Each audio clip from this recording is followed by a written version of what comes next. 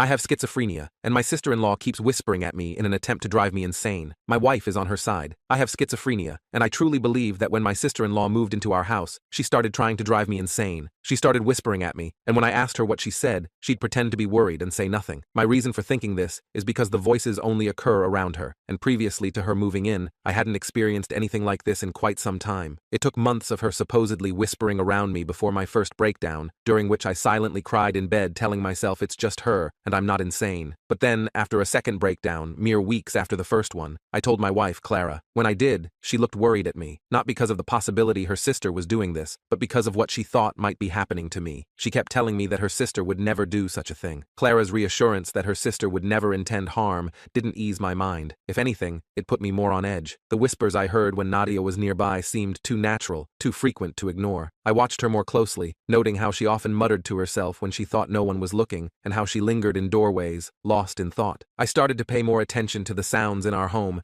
trying to catch clear words or phrases from Nadia that would prove I wasn't imagining things, but the more I listened, the less I seemed to understand, hearing only bits that made no sense. Clara's frustration with me grew as she saw me becoming more withdrawn and obsessed with proving Nadia was whispering. Months passed, and even though I was taking my meds right and seeing my psychiatrist regularly, the whispers that I believed were coming from Nadia continued. My doctor had adjusted my medications several times in an effort to subdue what was diagnosed as auditory hallucinations, but no adjustment seemed to make a difference. Every tweak brought a flicker of hope that quickly faded as the murmurs continued. The more I heard, the more I studied Nadia's every action, every whisper, every subtle glance she made, I saw as a confirmation of her intent to weaken my mental health. I was certain she was whispering just low enough for me to hear, but without enough clarity for me to confront her directly. I felt Clara watch my condition worsen and could sense her growing concern. Initially, she dismissed my accusations as a symptom of my illness, trusting her sister completely. However, as my fixation on Nadia's supposed whispers intensified, so did the tension within our home. Clara found herself in a difficult position, torn between her loyalty to her sister and her commitment to support me. One evening, the situation escalated dramatically. While walking down the hallway, I heard it, a whisper, clearer than ever, unmistakably from Nadia. It was a simple, sinister murmur, just audible enough to catch. My heart pounded as I rounded the corner into the kitchen, where I found Nadia, a glass of water in her hand, seemingly oblivious to my presence. I was so over it at this point. I couldn't hold back any longer. I yelled at her. I told her to quit the charade and just admit it was her whispering to me. I then asked her why she was doing this and what she could possibly gain from it. She acted like she didn't know what I was talking about and began to cry. She cried and ran out of the house. I knew she was going to call Clara, and I panicked.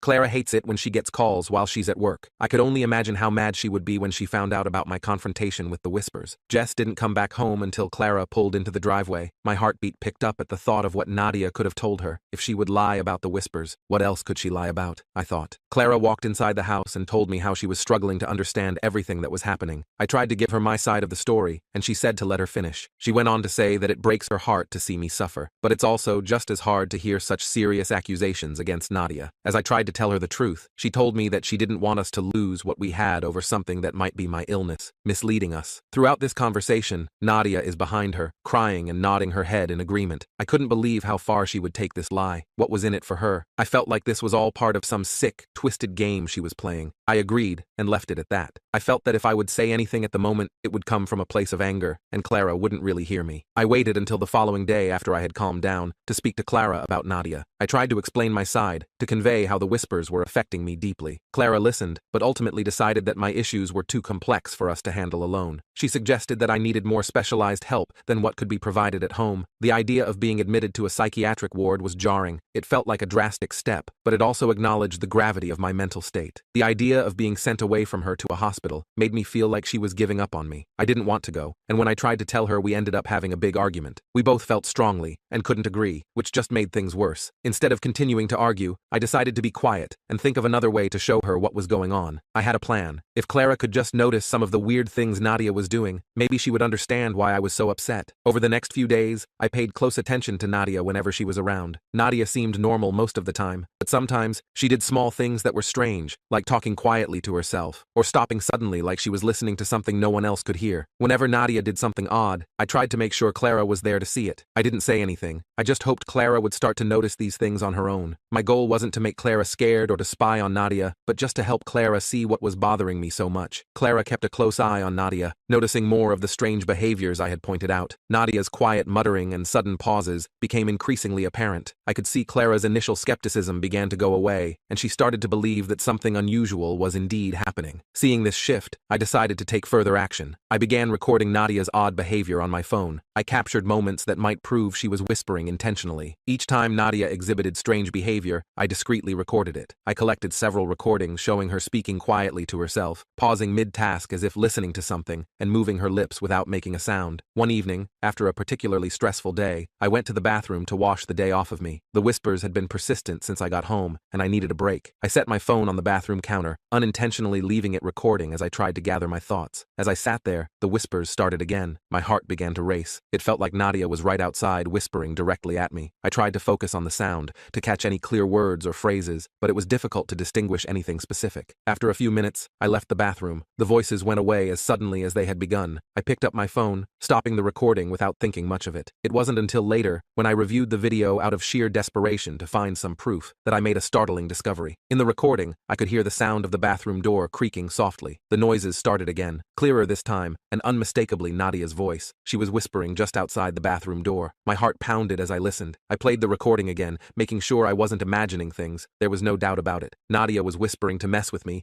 and now I had proof. The realization hit me hard. I wasn't losing my mind. Someone was intentionally trying to make me think I was. Now that I had this new evidence, I felt like this was exactly what I needed to prove to Clara that I wasn't crazy, and finally get back on track with my psychiatrist. What I was experiencing was real. Nadia's whispers weren't figments of my imagination. I decided to get more evidence as the days progressed. Eventually, one evening when I gathered enough courage, I showed Clara the recordings. She watched closely, her expression changing from concern to shock as she saw the evidence. The videos showed Nadia muttering while cooking, stopping abruptly in conversations, and speaking softly to no one. Clara's face grew pale as she processed what she was seeing. I felt the tension between us ease as we now understood one another. We decided to confront Nadia with the evidence. The next evening, we asked Nadia to join us in the living room after dinner. Clara began the conversation gently, expressing concern for Nadia's well-being and mentioning that we had noticed some unusual behavior. Nadia looked anxious as I showed her the recordings. Her composure started to crack, her hands began fidgeting, and her eyes were darting around the room, avoiding our gaze. After watching the recordings, Nadia finally broke down. When Clara had given her a moment to explain herself, her voice was barely a whisper. She admitted to whispering outside the bathroom door, in the kitchen, at dinner, and every other time. She acknowledged that she had been deliberately trying to mess with me. She looked ashamed. Clara pressed her for the reason behind her actions. She needed to understand why Nadia would do something so cruel. The urgency in Clara's voice grew as she demanded an explanation. She was losing patience with her sister. Nadia hesitated, struggling to find the right words. Finally, she confessed that she believed it was not safe for her to live in the same house as me